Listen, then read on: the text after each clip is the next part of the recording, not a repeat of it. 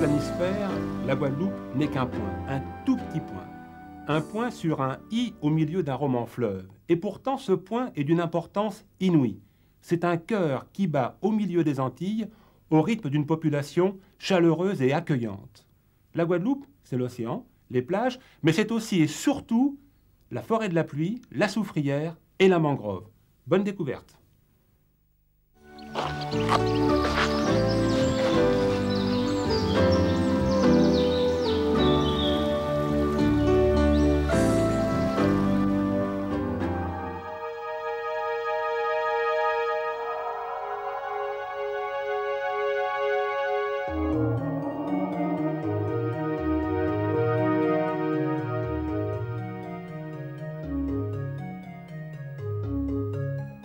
Bonjour, merci de me rejoindre au pied de la Soufrière, au beau milieu de la forêt de la pluie. Forêt qui porte bien son nom, car elle reçoit plus de 10 mètres d'eau par an.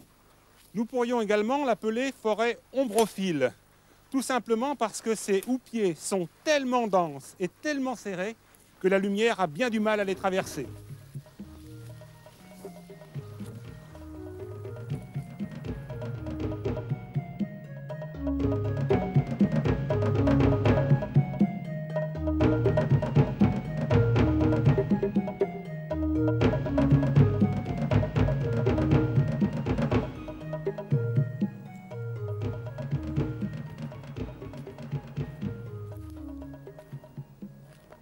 Si vous avez la chance un jour de vous promener dans la forêt de la pluie en Guadeloupe, vous serez très certainement surpris d'entendre le silence. Cette forêt ressemble à la forêt amazonienne et pourtant il manque l'ambiance de la forêt tropicale, les chants d'insectes, les chants d'oiseaux, les cris de mammifères. Cela est dû bien sûr au fait que la Guadeloupe est une île, donc les animaux ont eu beaucoup de mal à venir jusqu'ici. Et cela est dû également à la pratique de la chasse, intensive, et cela continue encore aujourd'hui. On ne peut que le déplorer.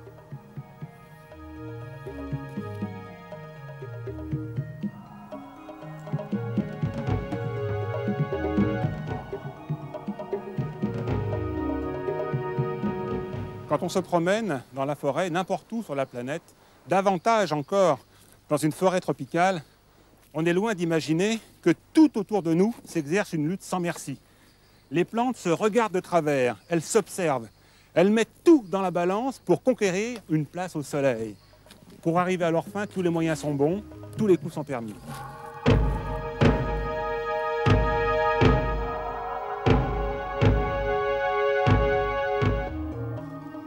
Quelquefois, les insectes nous dérangent, mais sachez qu'ils sont souvent très utiles à la vie. Les larves de coléoptères, en grignotant le bois, facilitent son recyclage. Les chenilles, les sauterelles, en mangeant les feuilles, font des trous dans le plafond et permettent à la lumière de passer sous les houppiers. Et en plus, ces sauterelles, puisqu'il s'agit d'elles, utilisent des systèmes de défense tout à fait originaux. Comme par exemple cette sauterelle feuille, qui se camoufle en utilisant le mimétisme. Regardez, elle ressemble effectivement à une feuille. Et elle se camoufle également d'une autre façon, puisque ça va jusqu'à la couleur, l'homochromie. Et je suis sûr que dans la végétation, il est bien difficile de la découvrir.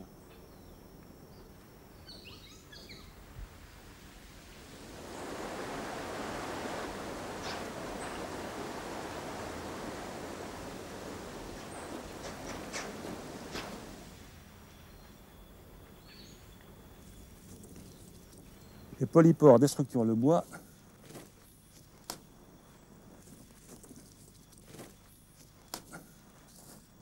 Et les yules broient les feuilles. Il vit sous les souches ou dans la partie supérieure de l'humus. Il n'a pas vraiment d'ennemis puisqu'il est toxique, les oiseaux ne le mangent pas. Et en plus, il sent très mauvais.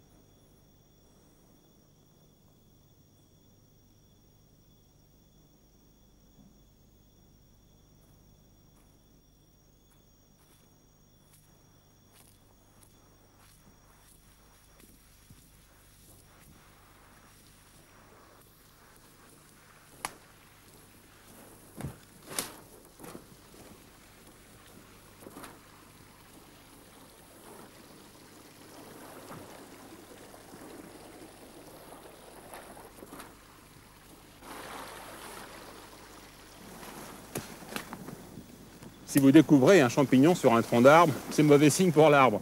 Surtout s'il s'agit de celui-ci, d'un polypore, car son mycélium pénètre à l'intérieur du tronc, déstructure le bois, favorise la décomposition et le rend plus facilement assimilable à l'humus. On peut donc affirmer sans se tromper que les champignons sont très utiles à la nature puisqu'ils participent à la reconstitution du sol.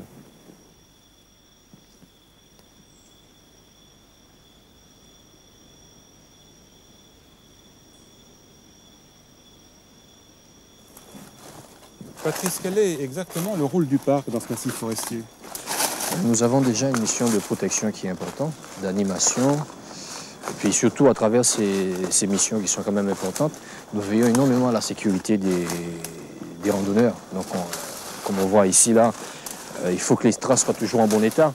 Là, ce n'est pas vraiment le moment d'en parler parce que bon, on vient de subir un cyclone, mais on veille à ce que les traces soient toujours en bon état, que les pistes soient toujours nettes, propres, et que le balisage soit aussi impeccable, qu'il soit en place pour que les gens puissent quand même circuler en toute sécurité. Est-ce qu'on peut se perdre dans la forêt en Guadeloupe? C'est possible, c'est tout à fait faisable. C'est des choses qui arrivent assez souvent.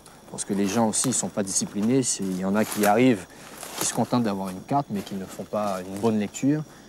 C'est quand même, quand on regarde, ce sont quand même de grands arbres. Ici, un endroit comme ici, quelqu'un qui sort de la piste, c'est sûr que pour se retrouver, s'il n'a pas un sens de l'orientation, des trucs de ce genre, on est sûr que ce sont des gens qui risquent de se planter là-dedans et rester un bon moment. C'est vrai que ça nous arrive d'avoir des gens qui se perdent. Mais de plus en plus, nous, on essaie de mettre en valeur les pistes bien balisées et qui fait que, bon, ben, on arrive quand même à avoir des circuits qui sont en bon état et praticables. Est-ce qu'il fait bon vivre en forêt? Ben, quand on me voit évoluer comme ça en forêt, on se dit oui. Et moi, je réponds oui. Tu t'y sens bien donc? Ah oui, je me sens bien. Ça change de la vie de tous les jours. Il n'y a qu'à voir maintenant, les gens, ils ont compris la Formule 1. Les gens, ils viennent se ressourcer en forêt. On en trouve de plus en plus. Les randonneurs, ils se multiplient tous les jours. Et c'est qu'ils ont trouvé quelque chose, un bien-être. Et voilà. Je suppose que pour s'y sentir très bien, il faut bien la connaître. Ah, bien sûr, il faut bien la connaître. Il ne faut pas faire n'importe quoi. Il faut la respecter. Et comme ça, elle vous respecte.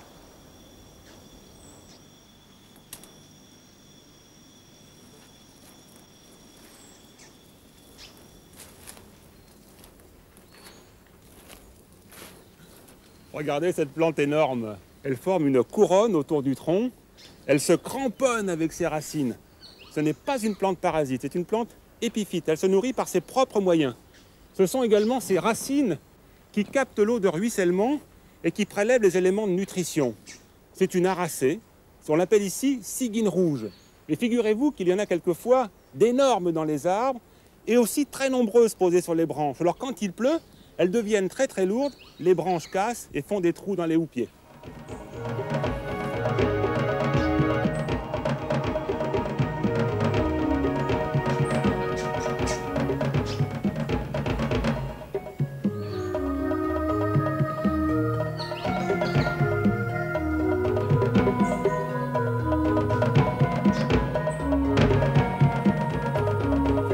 Nous assistons à un drame en direct.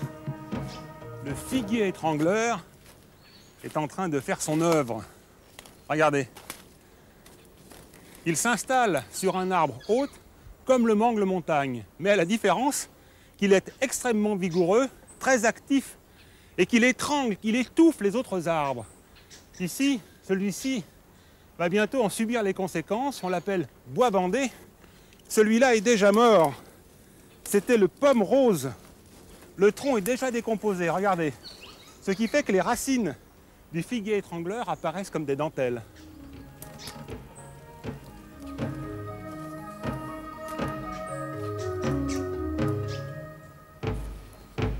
J'ai beau chercher sur le sol, je ne trouve pas de graines. Et pourtant, il y en a partout autour de moi. C'est le vent, les oiseaux, les chauves-souris, qui se sont transformés en jardiniers et qui ont semé à tout va. Donc maintenant, patiemment, elles n'attendent plus qu'une chose, le rayon de soleil qui viendra les réveiller. Les graines sont vivantes, la preuve, elles perpétuent l'espèce à laquelle elles appartiennent. Chaque graine est un monde, leur ensemble forme un univers. Nous dépendons de cet univers, car sans graines, pas d'oxygène, pas de nourriture. C'est votre avis, Jackie? Tout à fait, c'est la base de tout.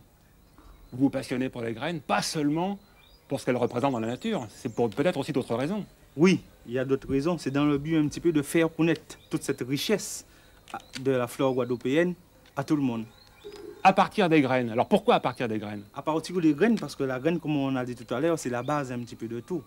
Donc avec la graine et la gousse, on peut mieux faire connaître l'espèce.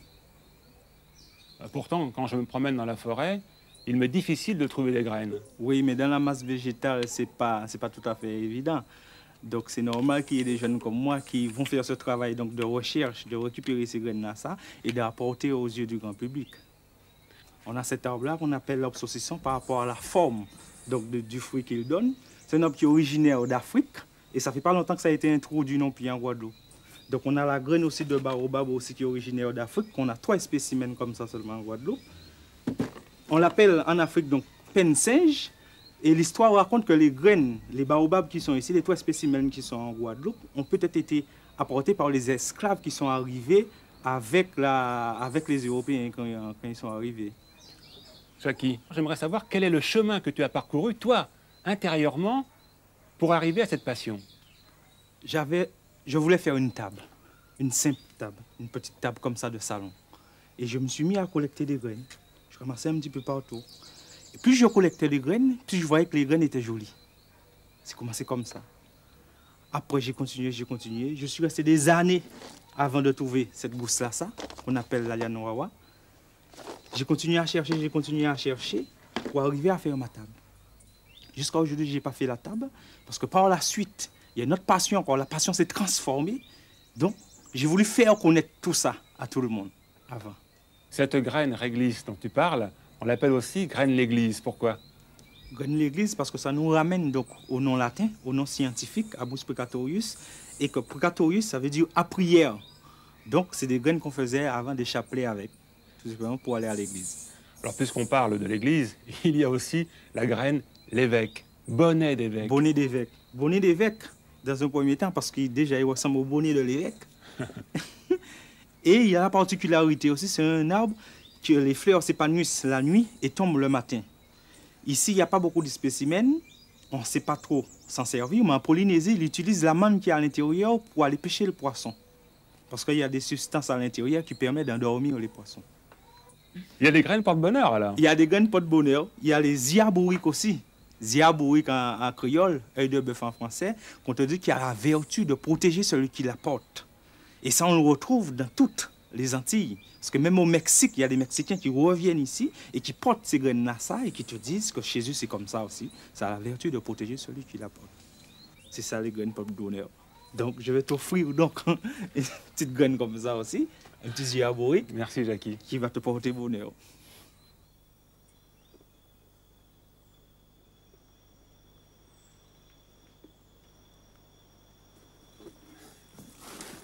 Je vous présente l'un des arbres les plus puissants de la forêt de la pluie en Guadeloupe, l'Acoma boucan. Il peut mesurer 40 mètres de haut. On l'appelle ainsi parce qu'autrefois, on fabriquait le feu entre ces énormes contreforts, feu qui servait à boucaner la viande. Ailleurs, on l'appelle bois pagaie, parce qu'on taille les pagaies dans ses plis. Et moi, j'aurais tendance à l'appeler bois cathédrale ou bois caverne. Écoutez.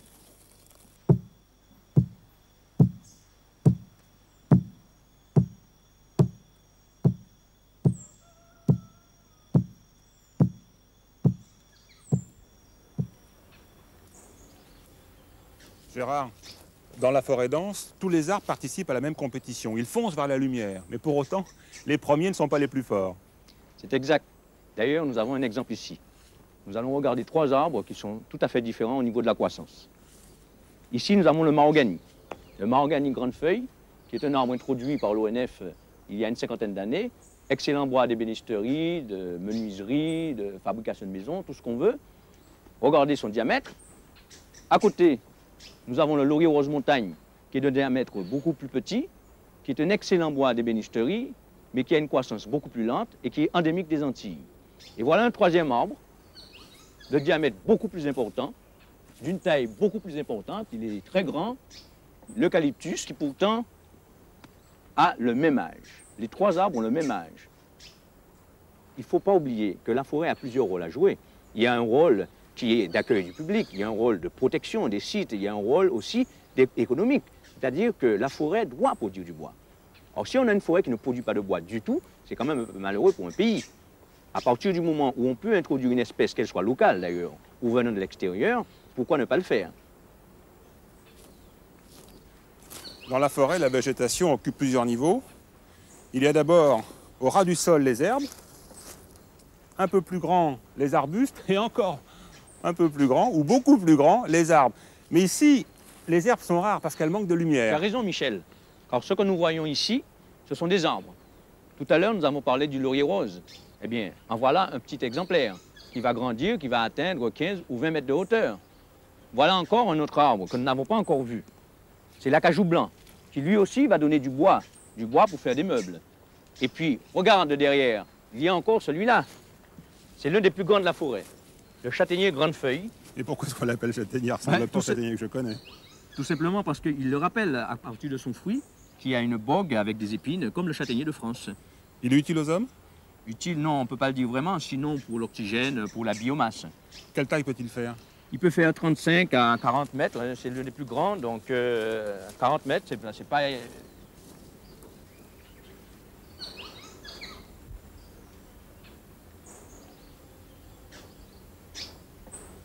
Alors ici, nous avons une plante qui est très dangereuse. Il faut faire attention, c'est une plante coupante qui a en plus des petites dents qui accrochent et qui déchirent la peau, donc c'est très douloureux.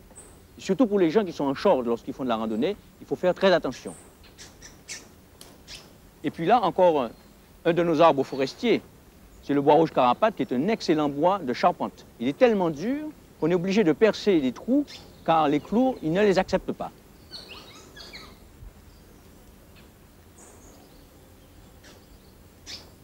Et puis voilà encore une plante intéressante. On dirait une rose de porcelaine, la fleur bleue des hauts, qui est vraiment très mignonne.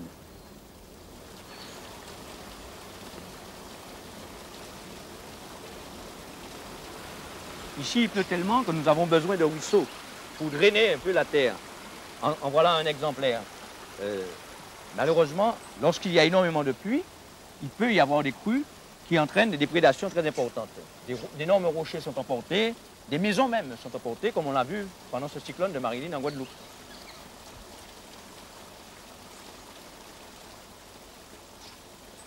Quand il pleut sur la forêt, souvent il pleut fort.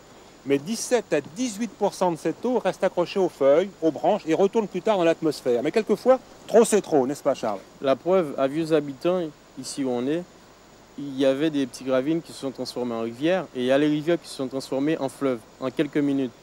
Et ici, par exemple, on avait une plantation de bananes et qui s'est transformée en une plantation de cailloux. Tout de suite après le cyclone, bon, quand on se réveille le matin, on voit le désastre qu'il y a eu. Bon, automatiquement, on se dit, bon, on baisse les bois, on ne veut plus reconstruire. On laisse tout tomber, on va ailleurs. Mais après, on se dit que non, la nature, il a fait son boulot. Nous, on doit, nous aussi, faire notre travail. C'est-à-dire replanter, reconstruire et reprendre la vie. En forêt, il est rare d'avoir une vue surplombante, comme c'est le cas ici. Alors il faut en profiter parce que c'est l'occasion de découvrir des animaux qui vivent dans les houppiers. Je peux même vous dire qu'il s'agit d'iguanes verts. Ce sont des reptiles arboricoles qui arrivent d'Amérique du Sud. Ils ont dû faire tout ce chemin en dérivant sur des troncs d'arbres, sur des branches. Ce n'est pas l'iguane de Guadeloupe, qui est beaucoup plus ancien, tout simplement parce que l'iguane de Guadeloupe ne possède pas ce disque blanc que l'on voit bien ici sur l'image, qui se trouve situé sous le tympan. C'est une écaille. Il n'a pas non plus la queue annelée comme celui-ci. Non, c'est bien des iguanes verts. Alors, ils ne sont pas verts, en fait, ceux-là, parce qu'ils sont vieux, ce qui fait qu'ils ont une coloration beaucoup plus gris, bleu. Ce sont de très beaux animaux. Alors, regardez le mouvement de tête.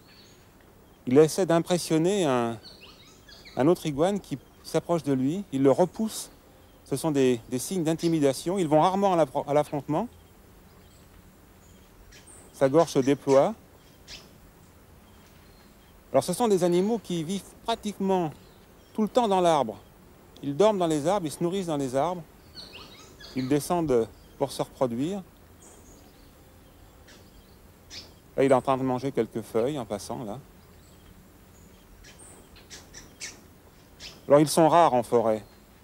Ils sont dans les endroits les mieux exposés, les mieux protégés. Ils ne sont pas répandus partout. Et si vous avez l'occasion de les découvrir, prenez le temps de les observer. C'est vraiment très très beau.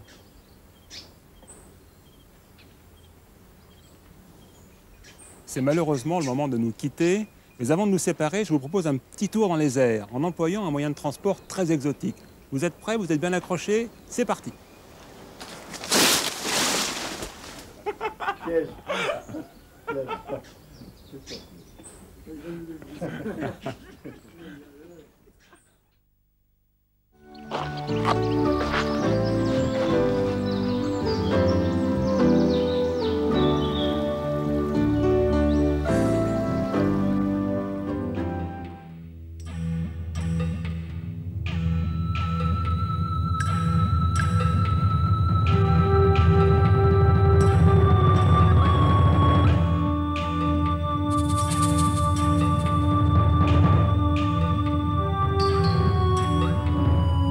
Bonjour, merci de me rejoindre sur les marches de l'un des plus beaux sites de la Guadeloupe.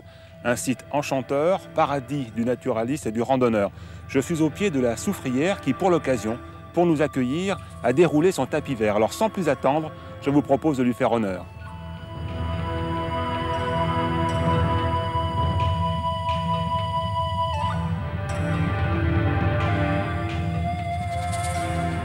Depuis 1956, date de l'avant-dernier caprice explosif de ce volcan encore juvénile, qui cependant a épargné Basse-Terre, il est convenu au départ du sentier de se retourner pour saluer la Sainte Vierge. Ce sont les habitants de Basse-Terre, justement, qui ont creusé ce rocher qui date de l'éruption de 1843, qui ont fabriqué une niche, déposé la Sainte Vierge, qui depuis veille sur leur sécurité.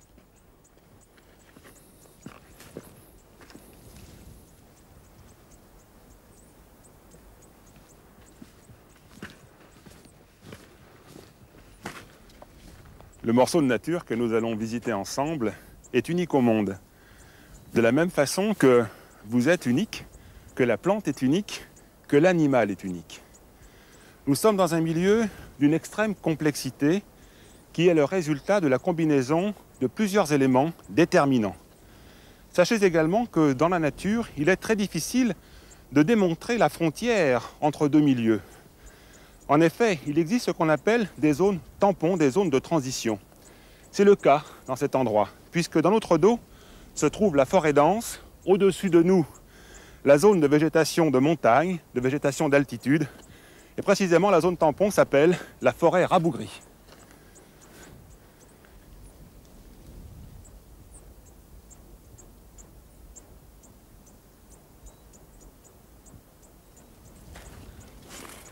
La forêt rabougrie a subi de plein fouet l'éruption phréatique de 1976.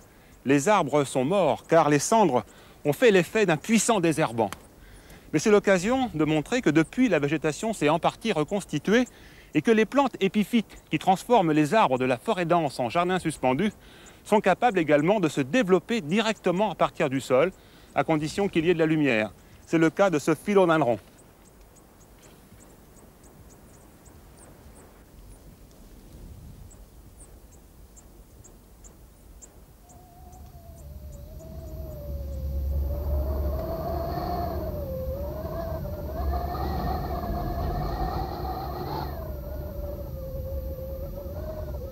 J'espère que vous êtes bien installés.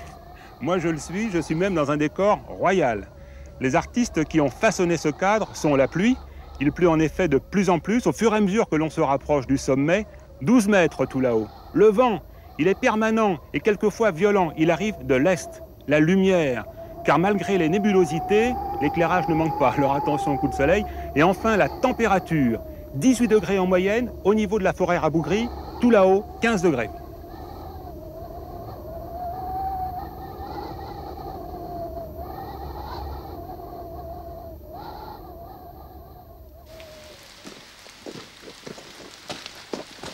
Entre deux éclaircies, il y a souvent une averse violente. Mais ce n'est pas une raison de ne pas regarder autour de soi, surtout lorsqu'on traverse la forêt rabougrie, car figurez-vous que sur le bord du chemin, des petites fleurs nous regardent passer. C'est le cas de cette petite plante qu'on appelle herbe jaune. C'est dû à la couleur de sa clochette, vous l'avez compris, c'est une plante médicinale que l'on cultive ici dans les jardins en Guadeloupe. Et derrière, un arbuste. Vous reconnaissez? C'est le fuchsia. On l'appelle fuchsia montagne.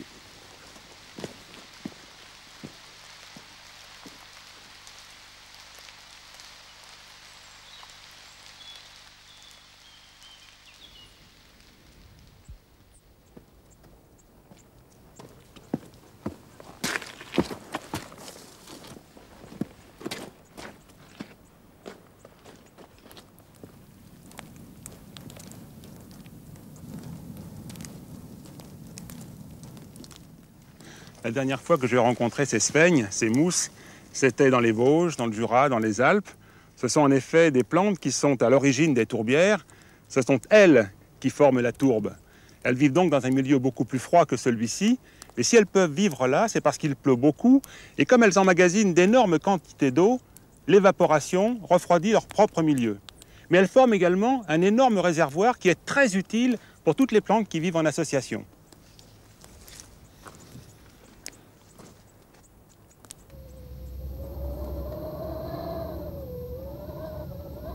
En suivant le sentier, j'espère que vous rencontrerez deux plantes dont le nom créole évoque la métropole. Le framboisier, dont les fruits sont comestibles mais peu savoureux, et le thym montagne. J'espère même que vous le verrez en fleurs.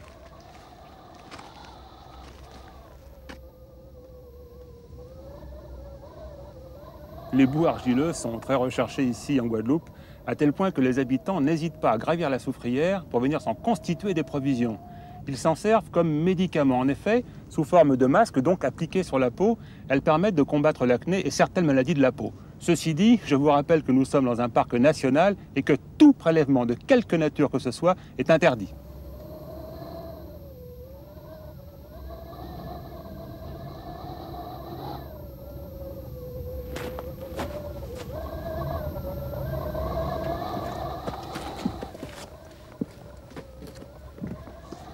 Plus l'on progresse vers le sommet, et plus les conditions deviennent difficiles pour les plantes, en particulier pour les plantes phanérogames, donc les plantes à fleurs, dont les organes de reproduction sont bien visibles. Elles abandonnent le terrain aux plantes cryptogames, donc aux plantes sans fleurs, comme par exemple ici ces fougères, ces lycopodes, les mousses, des algues ou ce lichen en forme de cocarde qu'on appelle en Guadeloupe cacapoule.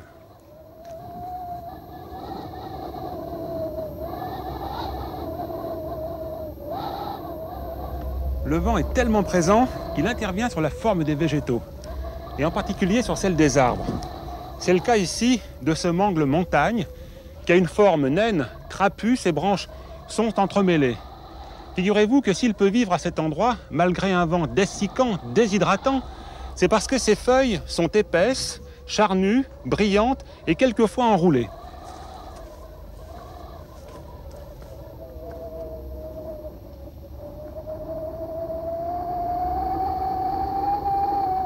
C'est absolument époustouflant. La végétation a envahi tout l'espace, elle a colonisé tous les lieux, elle dégouline de partout, sur les flancs du volcan, sur les parois verticales, dans les failles, dans les gouffres, sur les cahots rocheux. Certaines espèces sont même devenues un substrat pour d'autres espèces.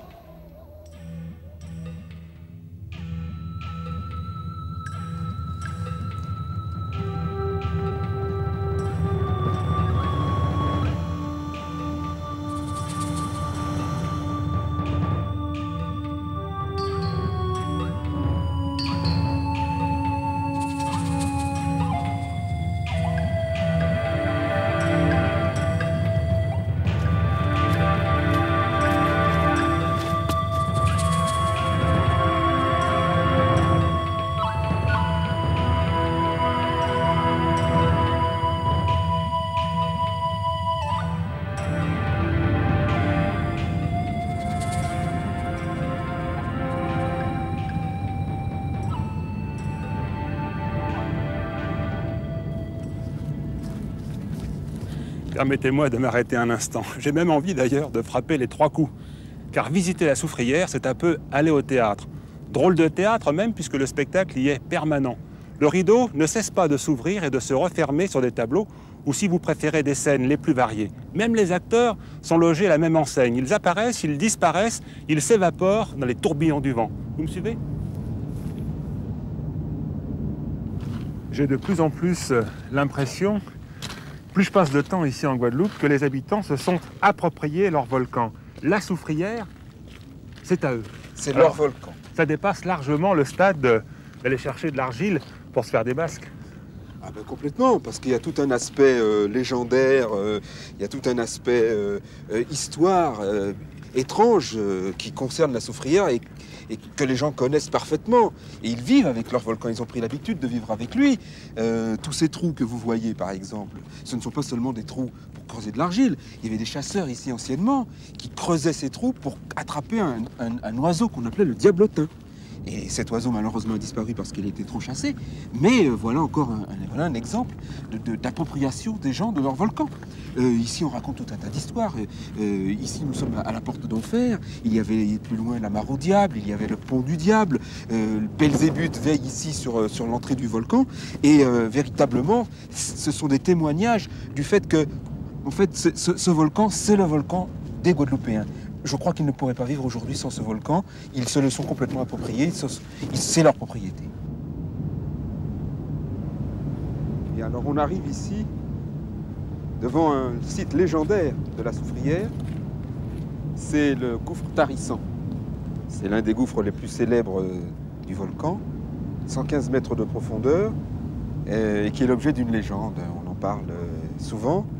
On dit qu'un certain docteur Tarissan, vétérinaire de son état au XIXe siècle, il serait tombé en jetant une pierre. Et d'ailleurs, il serait toujours. Il habite un petit peu le volcan.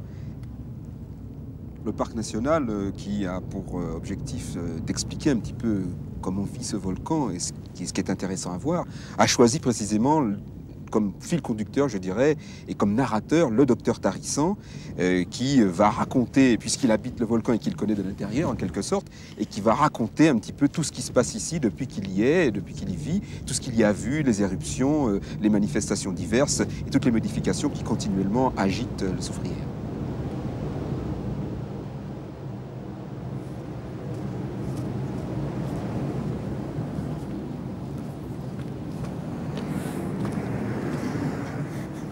Michel, les Antilles françaises sont riches de 2 volcans actifs.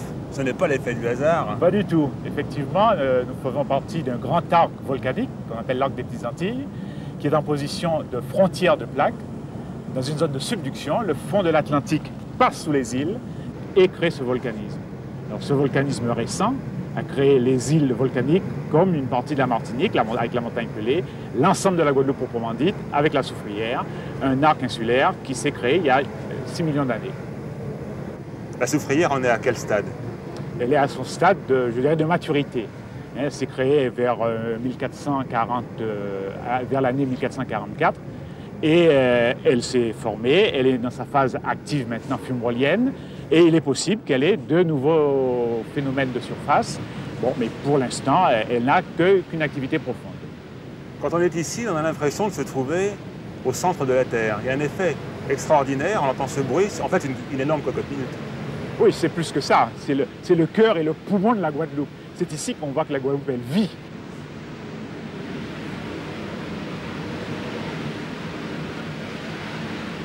Ce panache n'est pas un panache de fumée. C'est quoi au juste? C'est un panache de vapeur, mais qui contient également des gaz magmatiques. Vous avez bien sûr beaucoup de vapeur d'eau, pratiquement en composition 98% de vapeur d'eau, mais aussi nous avons des gaz soufrés.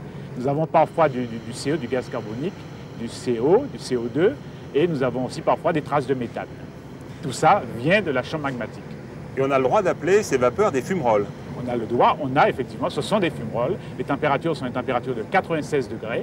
C'est la température d'ébullition de l'eau à l'altitude que nous avons ici. Et ces fumerolles, donc, on en rencontre un peu partout. Il n'y a pas que vers le cratère du Sud, il y en a aussi un peu partout autour du volcan. Oui, dès qu'il y a une anomalie de température, nous avons ici en Guadeloupe entre 10 et 12 mètres d'eau qui percolent dans l'eau. Et dès que nous avons effectivement la rencontre de cette eau de pluie et de l'anomalie de température, il y a création de fumerolles. La Soufrière est un volcan jeune, c'est un peu un enfant terrible. Il mérite d'être surveillé. Alors, nous avons 2 aspects. Il y a un problème de recherche qui fait que nous avons des travaux qui sont limités dans le temps et qui permettent d'expérimenter un certain nombre de données ou de reconnaître des paramètres nouveaux. Et puis nous avons une surveillance permanente, 24 heures sur 24, qui nous permet de connaître l'activité profonde du volcan et son activité de surface. et qui forment la surveillance et le service public de l'Observatoire. Ce volcan, ça fait, j'ose le dire, vous me permettez, 30 ans que vous l'étudiez. Tout à fait, oui. C'est vrai qu'il y a une relation, on vit en symbiose avec ce volcan. Et l'ensemble de l'équipe de l'Observatoire volcanologique qui surveille ce volcan, qui vit sur ce volcan, a une relation privilégiée avec ce volcan. Vous avez tissé des liens. Tout à fait. Vous éprouvez donc encore des émotions en venant jusqu'ici.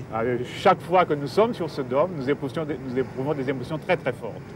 Donc les scientifiques qui étudient les volcans ne sont pas seulement des gens qui s'intéressent aux vapeurs, au gaz, aux pierres, c'est aussi des gens qui s'intéressent à la vie même de ce qu'ils étudient. Tout à fait, ce sont des artistes et des poètes.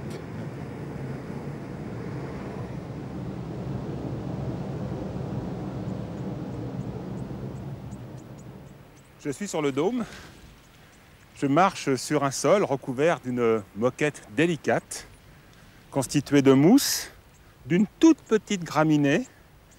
Il y a également une forêt de lycopodes, et puis la fameuse myrtille des hauts, une petite plante, un tout petit arbrisseau qui pose ses feuilles sur la mousse, ses feuilles charnues, coriaces, brillantes, dentées, et ces petites fleurs en forme de clochette toutes roses.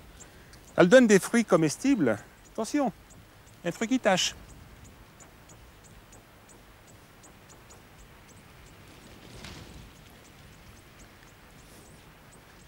Il pleut 12 mètres par an ici, 12 fois plus qu'à Paris, vous vous rendez compte? La végétation est ravie, en particulier les mousses, les algues, mais également les éponges comme celle-ci, qui donnent ces petites mouches orangées sur le rocher. Ça anime le décor.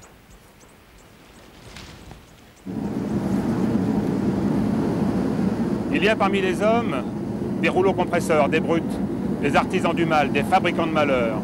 Les circonstances de la vie et leur vanité leur ont donné un pouvoir, le pouvoir auquel ils s'accrochent.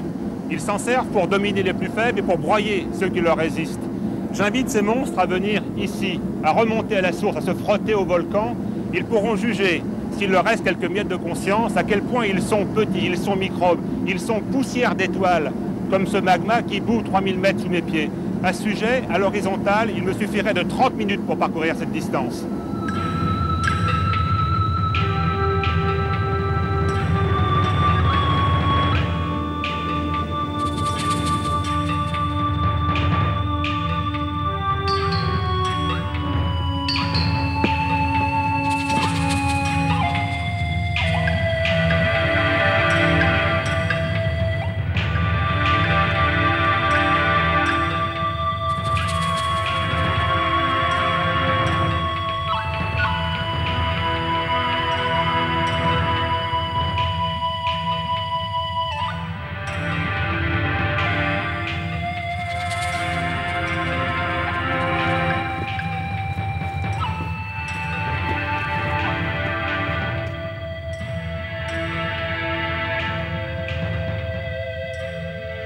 Je suis dans une énorme mâchoire, un rocher fondu en trois lors de la dernière manifestation éruptive de la Soufrière en 1976.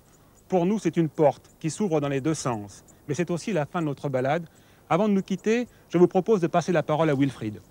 Ah oui, en définitive, ce qu'on peut dire, c'est que les gens se sont complètement adaptés à cette transformation permanente du milieu naturel et des éléments guadeloupéens. Les gens ici ont l'habitude de dire « à demain si Dieu veut ». C'est bien parce qu'en fait, ils ne savent jamais de quoi demain sera fait. Demain, il peut y avoir un tremblement de terre, il peut y avoir une éruption volcanique, un cyclone, on le voit chaque année. Donc les gens ont complètement intégré cette notion-là, ils vivent avec cela, et je crois que ça fait partie aussi de la nature guadeloupéenne.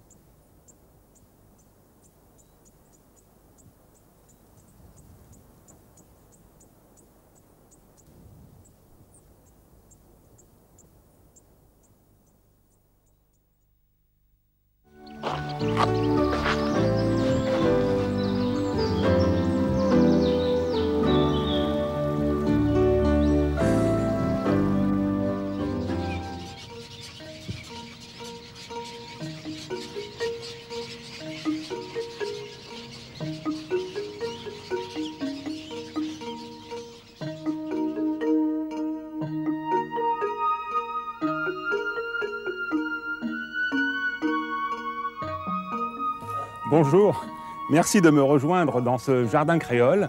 Je suis dans l'espace Bananeraie que traverse un petit sentier boueux, donc glissant. Au bout de ce chemin de terre, un chemin d'eau, la Lézarde, une toute petite rivière qui rebondit sur le rocher au beau milieu de la forêt. C'est notre fil d'Ariane, nous le suivrons jusqu'à la mer, car précisément notre objectif se trouve entre terre et mer. Je vous emmène visiter un des endroits, un des milieux naturels les plus importants, mais malheureusement l'un des plus menacés de la planète, la mangrove.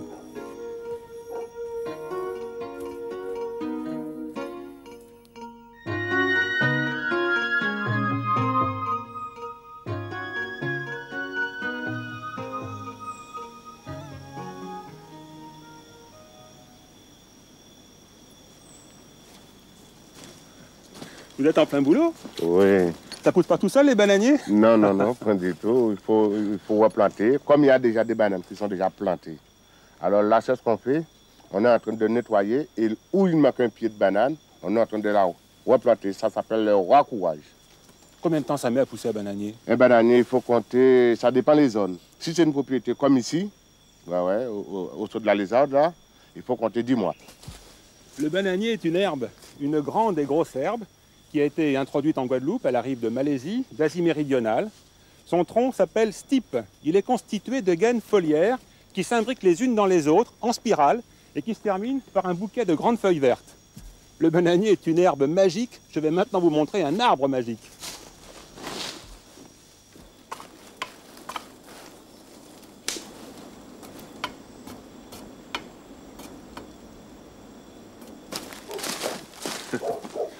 Vous savez que les noms créoles sont très explicites. Eh bien, ce bois s'appelle bois bandé. Je n'en dis pas davantage, si ce n'est que c'est son écorce que l'on utilise, soit en macération dans du rhum, soit en tisane.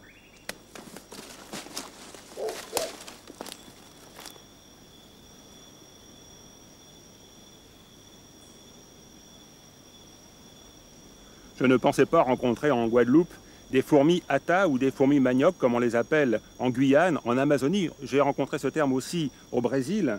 Ce sont des petits insectes qui grimpent dans les arbres, qui vont découper des petits morceaux de feuilles, qui redescendent ces petits morceaux de feuilles dans leur fourmilière, dans des chambres creusées dans le sol.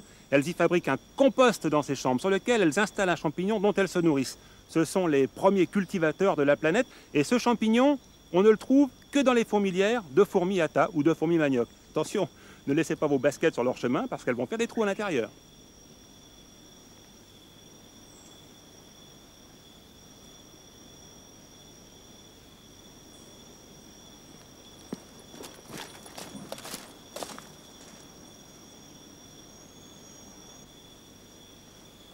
Notre environnement nous parle, il nous envoie des messages, il excite nos sens. Je savais, avant d'arriver à cet endroit, qu'il y avait un gommier dans la forêt. Je l'ai senti avant de le voir. On l'appelle également encens. Quand il est blessé, sa sève s'écoule, elle blanchit, elle durcit. On la récolte ensuite, on la fait brûler, et on s'en sert comme parfum.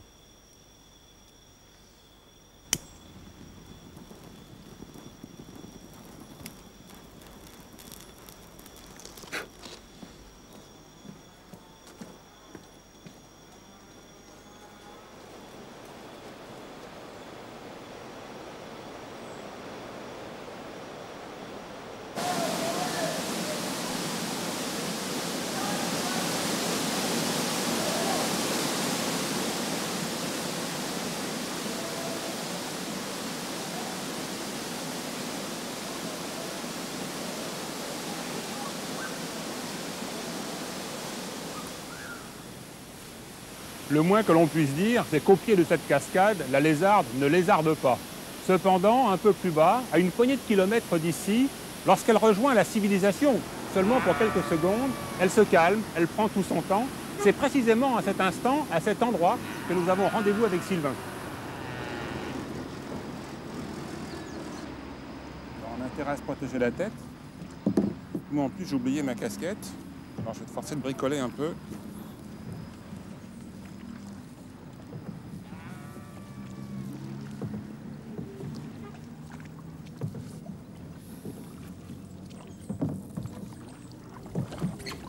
Là, on passe devant un mur de canne à sucre, mais c'est une canne à sucre qui s'est sauvée des cultures, qui s'est installée là, sur le bord de la rivière, de la Lézarde, et qui a perdu en fait ses propriétés les plus sucrées, si hein? C'est ça, tout à fait. On en trouve peu bon, d'ailleurs parce que là il y a eu des grosses crues suite au cyclone. Il n'y a que ce côté-là qui a résisté.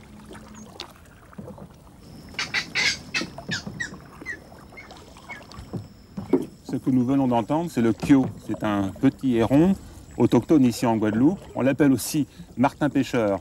On l'entend très souvent parce que son cri est caractéristique, mais on a bien du mal à le voir. Ces grandes plantes, ce sont des karatas. C'est le nom créole. On l'appelle comme ça parce que ça brûle. Ce sont des aracées. Et regardez comme elles se dressent tout droites.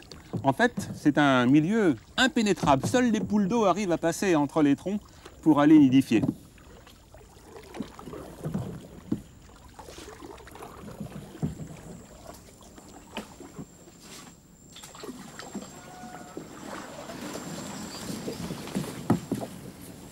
Je vous présente la jacinthe d'eau. C'est une plante aquatique qui flotte à la surface de l'eau grâce à des flotteurs, justement. Ses feuilles lui servent de voile et à certaines périodes de l'année, elle est tellement abondante qu'il lui arrive de barrer les rivières. C'est une plante comestible. Les lamantins s'en nourrissaient parce qu'aujourd'hui, les lamantins, eh bien, ici en Guadeloupe, il n'y en a plus. Le bétail aux États-Unis s'en nourrit. On les récolte pour cela. Ses racines possèdent des dispositifs qui lui permettent de fixer l'azote. Donc, d'une certaine façon, elle dépollue la rivière. Regardez sa fleur, comme elle est jolie.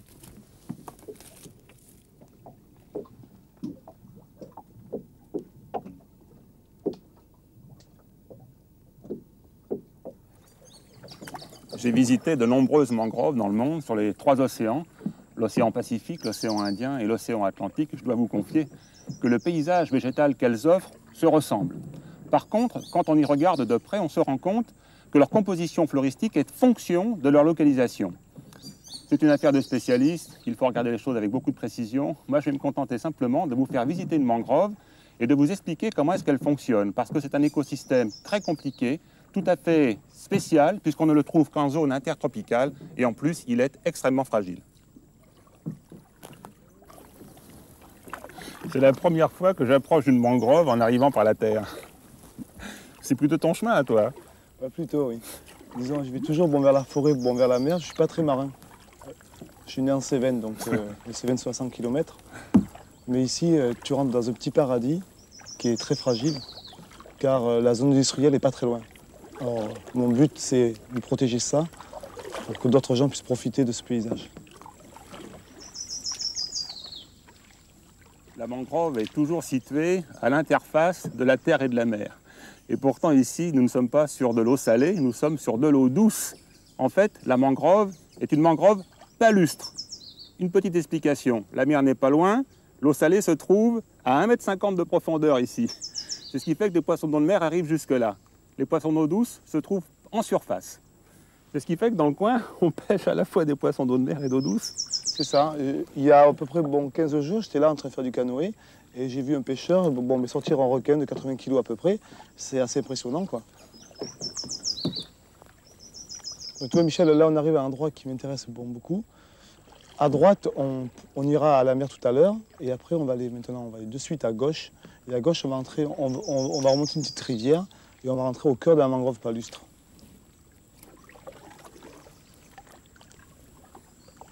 On passe dans l'ombre, puis on va rentrer dans un musée de sculptures, comme je pense que tu as déjà vu ailleurs, mais c'est un endroit où j'adore me ressourcer.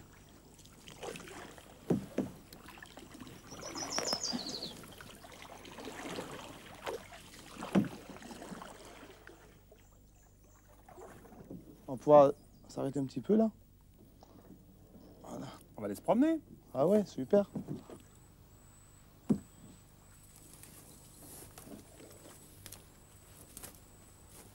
Toutes les mangroves du monde sont enracinées dans un sol exagérément salé, pauvre en oxygène et victime du rythme des marées. C'est ce qui explique d'ailleurs que dans les mangroves, on rencontre peu d'espèces végétales. Ici, en Guadeloupe, peut-être 10 ou 12, alors qu'un peu plus loin, dans la montagne, dans la forêt de la pluie, on peut rencontrer sans aucune difficulté, presque côte à côte, plusieurs centaines d'espèces. Ce qui caractérise la mangrove en Guadeloupe, c'est entre autres la présence de 4 palétuviers, dont celui-ci que l'on appelle mangle médaille.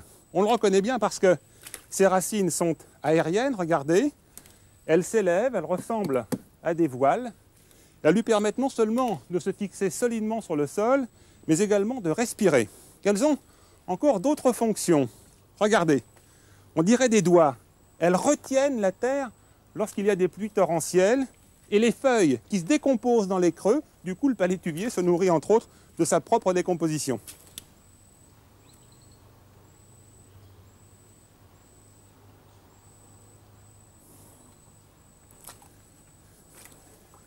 Si l'envie vous prend de marcher pieds nus dans la forêt, dans la mangrove, n'hésitez pas, vous ne risquez rien. Attention parce que quelquefois les racines de palétuvier sont abrasives. Mais vous pouvez mettre le pied sur des petits crabes des palétuviers. Ils sont très utiles parce qu'ils font des terriers, ils creusent le sol, donc ils l'aèrent. Sylvain, tu m'avais parlé d'un endroit enchanteur. Il est enchanteur, mais comment tu l'as trouvé cet endroit? Il y a 8 ans, je suis arrivé en bateau ici. J'ai mis 28 jours pour traverser. Et j'avais une envie de découvrir, de voir du vert. Ma passion étant le canoë, je suis parti en canoë. Et dans une rivière c'était la Lézarde, c'était la première. J'étais carrément séduit comme toi. Parce que ce qui m'intéresse, moi, dans la nature, c'est la lecture du paysage. Je ne suis pas un grand botaniste, je connais quelques noms comme tu as pu remarquer. Mais je ne vais pas chercher ça. Ce que je cherche, moi, c'est voir et apprécier. Pareil, quand je vais dans la forêt pour découvrir les cascades, je pratique le canyoning, donc j'ai une activité sportive. Mais ce qui m'intéresse, c'est le paysage. Je regarde un petit peu les mousses et tout ça, mais ce qui m'intéresse, c'est vraiment le paysage parce que la terre est tellement belle. Et on a plein de gens passent à côté sans voir, quoi.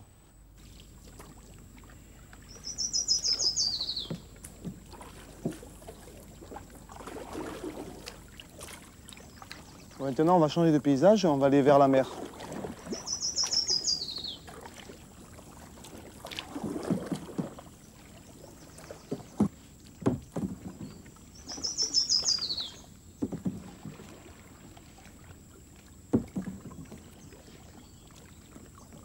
Henri, les premiers hommes qui ont découvert la Guadeloupe l'ont découvert à partir de la mer, bien évidemment, et de toute façon, ce n'étaient pas des Blancs.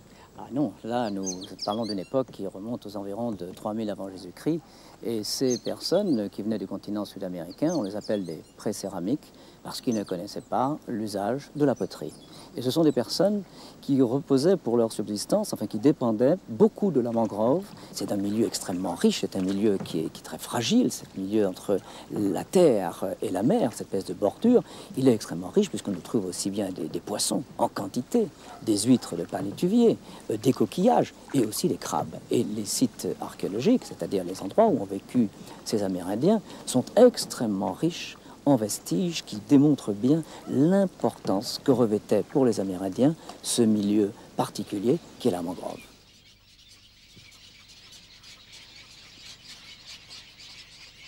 Les cyclones modifient le paysage. Hugo a même décoiffé quelques îlets. Du coup, des populations nicheuses de hérons garde-bœufs ont dû changer de domicile. On les retrouve aujourd'hui tout près de Pointe-à-Pitre, au pont de la Gabarre. On les appelle garde-bœufs parce qu'ils se nourrissent des insectes qui sont dérangés par les bœufs lorsqu'ils se déplacent dans la prairie.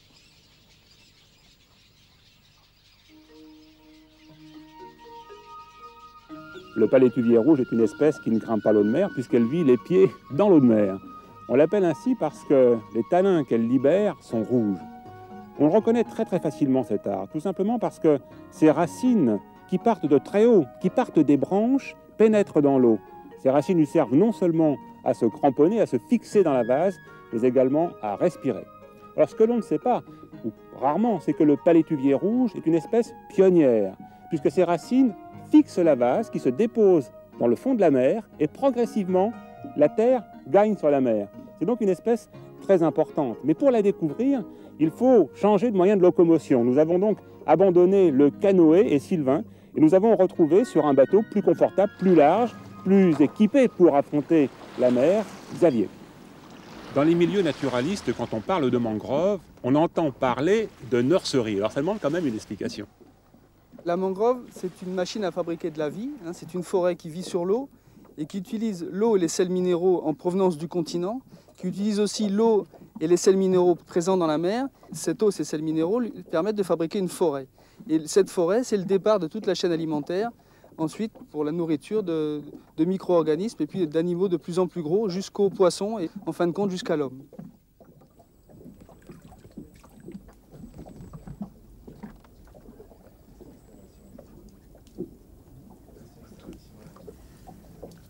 Pour découvrir la vie accrochée aux racines de palétuvier, il n'y a pas d'autre solution que de se mouiller. Il faut tirer très fort parce qu'elles sont résistantes. Attention, elles sont aussi cassantes. Ce qui est vert, ce sont les algues. Rose, les éponges. Il y a également des balanes. Attention de ne pas se couper. Il y a aussi des huîtres des palétuviers, qui était une nourriture très appréciée des populations amérindiennes qui vivaient sur ces côtes, les Arawaks.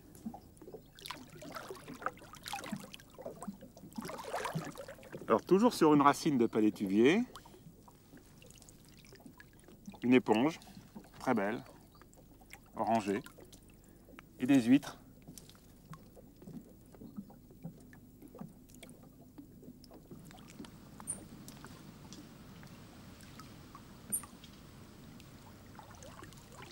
Cette fois, trop, c'est trop. Cette dépression a été plusieurs fois remplie par l'eau de mer. L'eau s'est évaporée, le sel s'est accumulé et les palétuviers en sont morts. On appelle cet endroit étang bois sec. Et ce que vous voyez bouger à la surface de l'eau, ce sont des petits crabes qu'on appelle les petits crabes, c'est ma faute.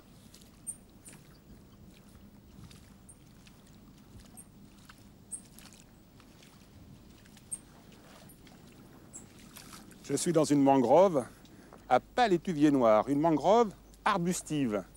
Cet arbre, regardez, développe des tubes à partir de ses racines et ces tubes lui permettent de venir respirer à la surface. Ce sont de véritables tubas. Sans ce dispositif, il s'asphyxie totalement dans ce sol sursaturé en sel. Relevez les bas de pantalon et venez me rejoindre. Regardez, sur le dessus de la feuille de ce palétuvier, il y a des petits points qui brillent. Ce sont des cristaux de sel. C'est l'arbre qui les a évacués.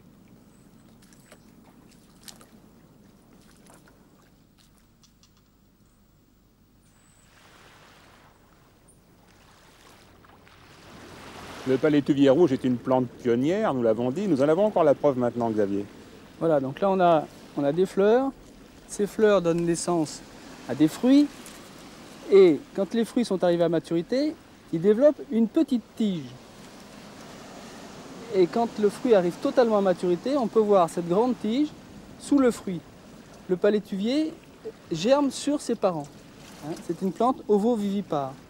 Voilà, donc la plantule arrive à maturité, elle va se détacher, et ensuite soit tomber, se planter au pied des parents, elle va donner naissance à un nouvel arbre, soit si l'eau est plus profonde, elle va partir au gré des courants, et quand elle va tomber sur un haut fond, elle va s'échouer, s'enraciner pour donner aussi naissance à un nouvel arbre.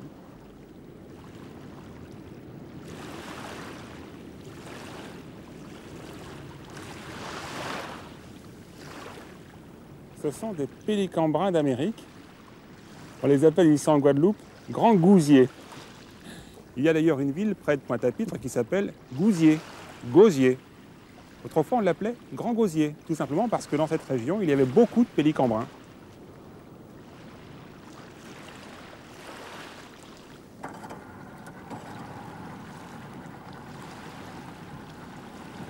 Ça va, vous êtes bien? Le paysage vous convient? Alors profitez-en et bonne balade.